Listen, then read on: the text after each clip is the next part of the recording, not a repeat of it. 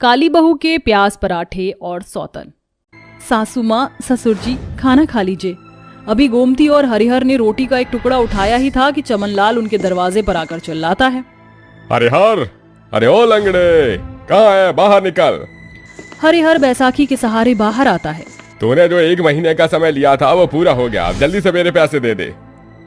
अरे चमनलाल जी, आप तो जानते हैं अभी तक मेरा बेटा संदीप शहर से लौटा नहीं है। उसके आते ही मैं आपकी पाई पाई चुका दूंगा। अरे पिछले 1 साल से तू मुझे इसी बात का झांसा दे रहा है। मैं तुझे आखिरी 1 महीने की मोहलत देता हूँ, या तो तू शराफत से मेरे पैसे दे दे, वरना चमनलाल अपने पर आया तो चवन्नी भी वसूल कर लेगा। चमनलाल के जाते ही एक पैर से अपाहिज गरीब हरिहर जमीन पर गिर जाता है। अजी संभालिए खुद को। कैसे संभालूं मैं खुद को? भाग्यवान संदीप को शहर गए 1 साल से भी ज्यादा हो गया, मगर अभी तक उसने हमारी खबर भी नहीं ली कि हम जी रहे हैं कि मर रहे हैं। मैं किसी भी कीमत पर इस घर को बेचना नहीं चाहता। इस घर को मैंने अपने खून पसीने की कमाई से बनाया है। इसकी एक एक ईंट को अपने हाथों से लगाया है।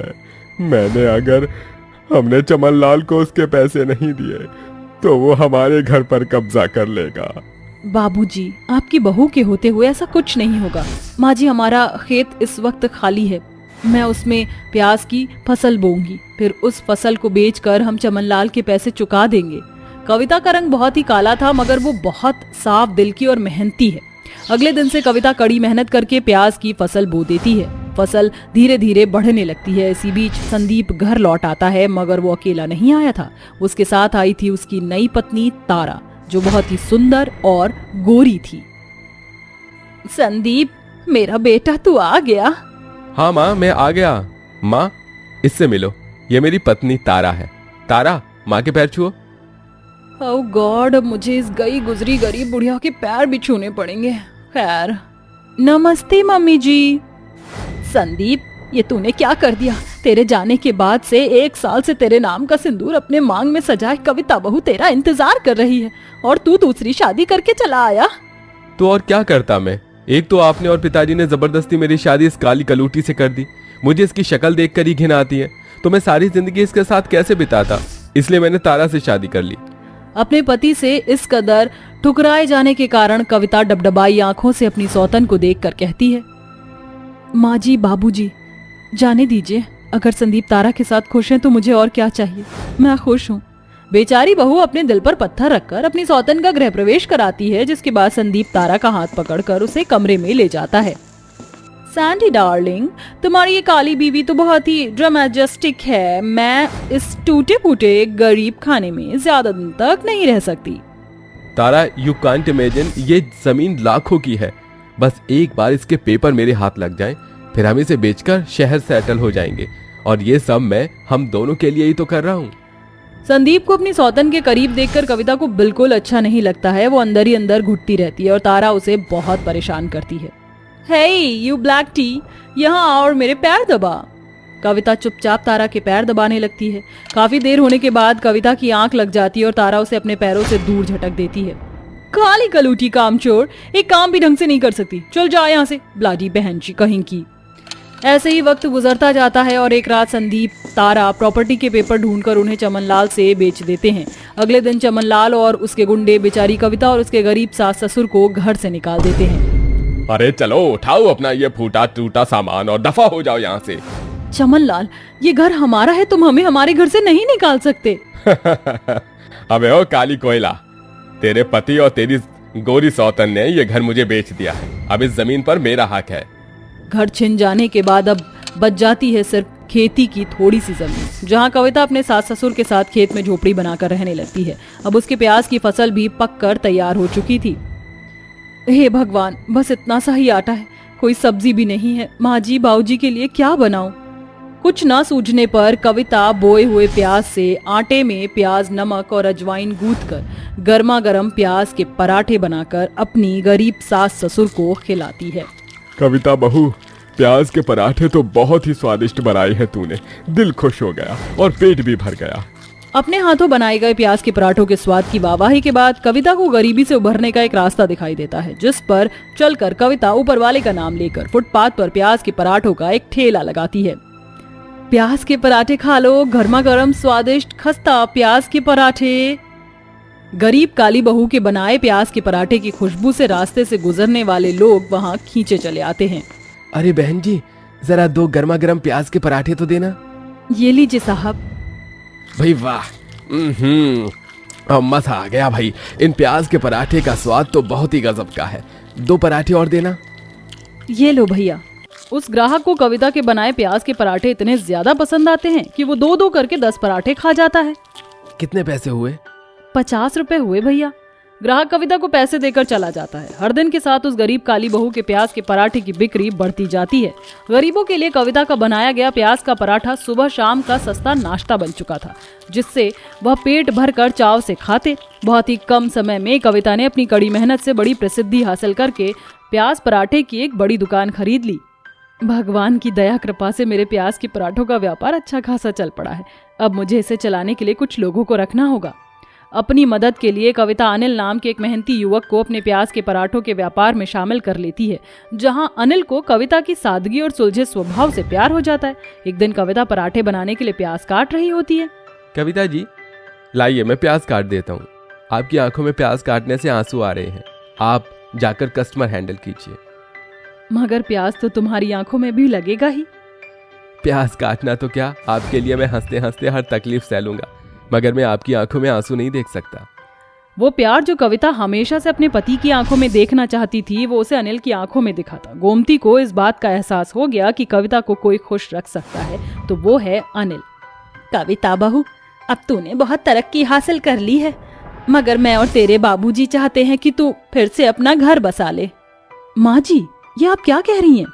बहू, ये जिंदगी बहुत बड़ी है। इसे जीने के लिए सभी को एक सहारे की जरूरत होती है।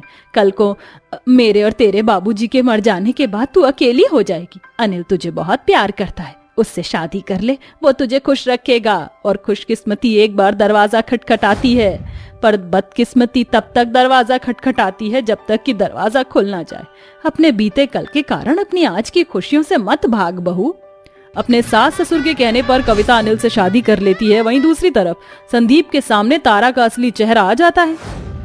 संदीप, इस पर साइन करो। ये क्या है तारा? Divorce paper. मैं तुम जैसे भिखमंगे इंसान के साथ अब और नहीं रह सकती। मेरे लॉन्ग टाइम फ्रेंड जैकी वालिया ने मुझे शादी के लिए प्रपोज किया है। मैं उससे शादी कर रही हूँ।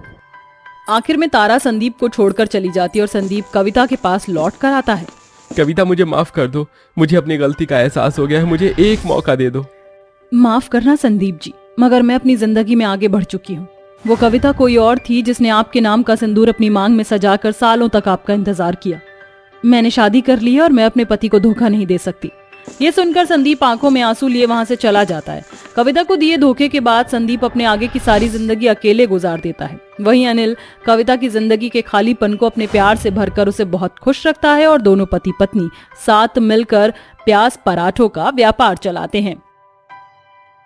आशा अपने बेटे गौरव, बहू इशिता और 2 काली बेटी नताशा और काजल के साथ खुशहाल जिंदगी काट रही थी। इशिता सर्वगुण संपन्न थी, एक मध्यम वर्ग के। गरीबी में भी वह बहुत अच्छे से अपने ससुराल का ख्याल रख रही थी। ऐसे ही एक दिन इशिता रसोई में काम कर रही थी। वो एक गैस पर पकौड़े तल रही थी, दूसरे पर सब्जी देख चला रही थी। उसे काम करने में मुश्किल हो रही थी। तभी उसकी ननद आकर कहती है, अरे भाभी, आप परेशान क्यों हो रही हैं? आप हमें बुला लेती, लेकिन अब हम आपकी मदद कर देते हैं। भाभी, मैं आटा गूंद देती हूँ। अरे नहीं, तुम तो खामखा परेशान हो रही हो, मैं कर लूंगी। तुम दोनों जाकर बैठ जाओ, थोड़ा सा काम है, बस सब्जी बन ही गई है। कोई नहीं भाभी, थोड़ी मदद कर देते हैं, और आपको जब भी मदद चाहिए आप बेझिझक बोल दीजिए। हम तो आपकी छोटी बहन की तरह हैं और काम भी जल्दी हो जाता है। हाँ, ये तो है। अरे इशिता, खाना लाने में कितनी देर और है? ऑफिस का टाइम होता जा रहा है। जल्दी से लंच लाओ और ब्रेकफास्ट भी। अजी आई, बस आप टेबल पर इंतजार कीजिए। काजल, अपने भैया को ये चाय और पकौड़े दे आओ, मैं उनका टिफिन पैक कर देती हूँ। और पराठे मैं बना देती हूँ भाभी। इतने में काजल अपने भाई को ब्रेकफास्ट देती है। फिर वो दोनों भी उसका टिफिन लेकर बाहर आ जाती हैं और सास को भी नाश्ता परोस देते हैं। खाना खाकर गौरव ऑफिस चला जाता है। बहू, सुबह सुबह बहुत भागा दौड़ी हो जाती है ना? हाँ माँ जी, ऊपर से रसोई में ना गर्मी लग रही है। काश हम बाकी लोगों की तरह एग्जॉस्ट फैन लगवा पाते। तू जानती है, हम तो मध्यम वर्ग के लोग हैं। एग्जॉस्ट, एसी, डबल फ्रिज, वो सब हम जैसे लोग कहाँ खरीद सकते हैं। हाँ भाभी, कोई नहीं, हमारे कमरे में आ जाइए, कूलर में बैठ जाइए, आपके पंखे में हवा नहीं लगेगी ना। हाँ बहू, चाय नाश्ता करके उधर ही आराम कर लेना थोड़ी देर। तभी वो सब चाय नाश्ता करने के बाद अपने कमरे में चले जाते हैं और इशिता अपनी ननद के कमरे में आ जाती है। कुछ देर बाद ही चलते चलते कूलर से पानी निकलने लगता है। अरे भाभी, ये क्या, कूलर से तो बहुत सारा पानी आ रहा है। शायद इसकी नीचे की बॉडी गल गई है, नया कूलर लाना पड़ेगा और इसकी बॉडी बदलवानी पड़ेगी, क्योंकि एग्जॉस्ट तो सही है, हम तो खर्चा भी नहीं कर सकते, बहुत सोच समझकर खर्चा करना पड़ता है। 1 मिनट, मेरे पास आइडिया है। ये कहते ही इशिता कूलर से एग्जॉस्ट फैन निकालकर रसोई की खिड़की पर लगा देती है और नंद भाभी किश्तों पर एक नया कूलर ले आते हैं जिसकी हवा वो सब खाते हैं। अरे वाह बहू, इतनी अच्छी हवा आ रही है, इस कूलर से मजा आ गया। अच्छा है ना माँ जी, इस बार मैं दूसरा कूलर देख कर लाई हूँ, वो भी किफायती दाम में। बहुत अच्छा कूलर लाई हो भाभी आप हमारे कमरे के लिए, आप कितना सोचती है ना हमारे लिए। ऐसा करो, आप ये कूलर अपने कमरे में लगा लो, भैया और आप दोनों अच्छे से सो जाएंगे। अरे नहीं नहीं, इसकी कोई जरूरत नहीं है, तुम खुश तो मैं भी खुश, और तुम्हारे भैया भी। भाभी, कल हमारी एक्स्ट्रा क्लास है, कॉलेज में बहुत दिनों बाद जाएंगे ना, तो आप नाश्ता रेडी कर देना, कैंटीन का खाना नहीं खाएंगे हम। ठीक है, मैं पोहा बना दूंगी। अरे तुम दोनों अपने चेहरे पर थोड़ा उत्तम या मुल्तानी मिट्टी लगा लो, थोड़ी अच्छी लगो कि शायद कोई लड़का तुम्हें पसंद कर ले। जानती तो हो तुम्हारा रंग कितना गहरा है। जी माँ, जो हमें हर वक्त खलता रहता है। अपनी माँ की बात सुन दोनों फेस पर मुल्तानी मिट्टी लगा लेती हैं। अगले दिन दोनों नंदे कॉलेज से जब शाम को वापस आती हैं तो उनकी आंखों में आंसू थे। ये देखकर इशिता कहती है, क्या हुआ तुम दोनों, इतना परेशान क्यों हो, रो क्यों रही हो? भाभी, हमारी कॉलेज फ्रेंड है ना सलोनी, उसने हमारे साथ बहुत बदतमीजी की। ठीक है, अभी चलो मैं उनसे बात करती हूँ। सारी बात जानने के बाद इशिता अपनी दोनों काली ननद के साथ उनके कॉलेज पहुंचती है और सलोनी से कहती है, तुम ही हो ना सलोनी? हाँ तो, पर तुम कौन हो, गरीब कहीं की? तुम्हारी हिम्मत कैसे हुई मेरी दोनों ननद को काली कहने की? भाभी रहने दीजिए ना, हम यहाँ से चलते हैं। नहीं काजल, मुझे बात करने दो। अब काली को काली नहीं कहूंगी तो और क्या कहूंगी? इतनी बदसूरत है कि कोई लड़का इनकी तरफ देखेगा भी नहीं। मुझे तो फिक्र हो रही है इनकी शादी कैसे होगी। ये देख, मेरा मंगेतर कितना गोरा है, पैसे वाला है, और मैं भी। हम जैसे अमीरों के कॉलेज में इन गरीब काली लड़कियों का क्या मतलब? इसे अपने घर पर बिठा कर रखिए आप। आई थी मेरे ऋषभ से हेल्प मांगने, सुना दिया फिर अच्छे से दोनों काली कलूटी को। एक हेल्प मांगने के पीछे तुमने मेरी दोनों ननद का बहुत मजाक उड़ाया है। भले ही वो काली है, लेकिन तुम्हारे काले दिल से तो अच्छी ही हैं, स्वभाव में भी और वैसे भी। इंसान का रंग रूप तय नहीं करता कि उसे कैसा जीवन साथी मिलेगा, और तुम्हें फिक्र करने की कोई जरूरत नहीं है, क्योंकि अब इनकी भाभी खुद इनके लिए एक अमीर घर का अच्छा रिश्ता लाएगी। और हाँ, तुम दोनों शादी में जरूर आना। ऐसा सुनाकर इशिता अपनी दोनों काली नंदों को घर ले आती है। तुम दोनों चुप हो जाओ, रोती क्यों हो? मैंने सुना दिया तुम्हारी फ्रेंड को, अगली बार तुम्हें कोई ऐसा कहे तो सुना देना। भाभी, सलोनी ने जो बोला सच ही तो है, वह हम दोनों बहनें काली हैं, हमसे कौन शादी करेगा? और आपने उसे जो चैलेंज दिया है, मुझे नहीं लगता हमारी शक्ल देखकर कोई भी अमीर हमसे शादी करेगा। हमसे तो कोई गरीब लड़का भी शादी ना करे। चिंता मत करो, मैं हूं ना तुम्हारी भाभी, तुम्हारे लिए अमीर रिश्ता लेकर आऊंगी। तू कितनी अच्छी है जो मेरी दोनों बेटियों को अपनी बहन की तरह रखती है, उनकी इतनी फिक्र करती है, वरना आजकल के जमाने में तो भाभी ननद की बनती ही नहीं है। माँ जी, इस छोटी सी दुनिया में अलग अलग तरह के लोग होते हैं, जैसे मैं हूँ, आप हो, क्या पता नंद जी के लिए भी 2 अच्छे लड़के मिले। मैं अपनी खोजबीन जारी करती हूँ अब से। इतना कहकर इशिता अपनी दोनों काली नंद के लिए अच्छे लड़के की तलाश करती है, पंडित जी से भी बात करती है और रिश्तेदारों में भी। फिर एक दिन मार्केट से आते वक्त एक कार वाला उसे थोड़ी टक्कर मारकर चला जाता है। तभी दूसरी कार से निकलकर कुंदन और विराट आते हैं। अरे दीदी उठिए, आप ठीक तो है ना? पता नहीं ये कार में बैठकर खुद को क्या समझते हैं लोग, जैसे रोड इनके बाप की हो। कोई नहीं, मैं ठीक हूँ। आपका सामान मैंने उठा लिया है, फिक्र मत कीजिए। आप कार में बैठ जाइए, हम आपको घर ड्रॉप कर देते हैं। और आपके हाथ से खून भी निकल रहा है ये तो। जी बिल्कुल। ये तो बहुत अच्छे और संस्कारी लड़के हैं, ये मेरी दोनों ननद के लिए बिल्कुल ठीक है। तभी इशिता उनकी कार में बैठ जाती है। तभी कुंदन को एक कॉल आता है। अरे रिया, मैं तुम्हें कितनी बार समझाऊं, तुम बहुत घमंडी हो, और तुम्हारी बहन भी। मुझे अपनी माँ का ख्याल रखने वाली सिंपल सी लड़की चाहिए, तुम्हारी जैसी घमंडी नहीं जो पैसों के पीछे पड़ी हो। मुझे काली लड़की भी मिल जाए ना, मैं उससे भी शादी कर लूंगा, लेकिन तुम जैसी पागल लड़की से नहीं जो मेरी माँ का आदर नहीं कर सकती। बिल्कुल ठीक बोला तू कुंदन, चमका उस नचड़ी बिल्ली को। अरे वाह, लगता है भगवान ने मुझे अपनी दोनों ननद के लिए लड़के भेज दिए। मैं इनसे बात करूं? नहीं नहीं, इतनी जल्दी नहीं। अच्छा सुनिए, आप दोनों ने मेरी हेल्प करी है, इसलिए मैं चाहती हूँ आप मेरे घर तक चलें। जी ठीक है। इशिता उनकी बात से खुश हो जाती है। कुछ देर बाद वो दोनों उसके घर पहुंच जाते हैं। जल्दी से अपनी नंद को तैयार करके उनके सामने भेज देती है। उनकी मीठी बात सुनकर और चाय नाश्ता परोसते हुए दोनों लड़के काजल और नताशा को देखते हैं। कुंदन, क्या मैं जो सोच रहा हूँ तो भी वही सोच रहा है? वैसे भी माँ हम दोनों की जल्दी से शादी करवाना चाहती है, बात कर ले क्या यहीं? अजी आप और समोसे लीजिए ना। जी क्या आपने बनाए हैं? बहुत अच्छे हैं। हाँ जी, और काजल ने चाय बनाई है। सुनिए इशिता दीदी, आपकी नंद की शादी नहीं हुई है ना, हम उनसे शादी करना चाहते हैं। माफ कीजिए कि पहली मुलाकात में बोल दिया, क्योंकि माँ को बिल्कुल आपकी नंद जैसी ही सर्वगुण संपन्न बहू चाहिए जो हमारी माँ का ख्याल रखे।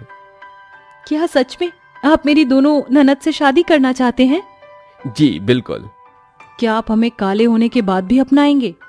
जी, रंग रूप का क्या है, इंसान का स्वभाव अच्छा होना चाहिए, इसीलिए हम दोनों भाइयों ने देखते ही आप दोनों बहनों को हाँ कर दिया। ये तो बहुत अच्छी बात है। जाओ तुम दोनों कुछ मीठा लेकर आओ, अब तो मैं अपनी बेटी की शादी धूमधाम से करूंगी। शुक्रिया भाभी। तभी सब लोग मुंह मीठा करते हैं। फिर इशिता और आशा पंडित जी से शुभ मुहूर्त देखकर अपनी दोनों काली ननद की शादी उन दोनों अमीर लड़कों से कर देती है, जिसके बाद वो अपनी खुशी खुशी जिंदगी को बिताते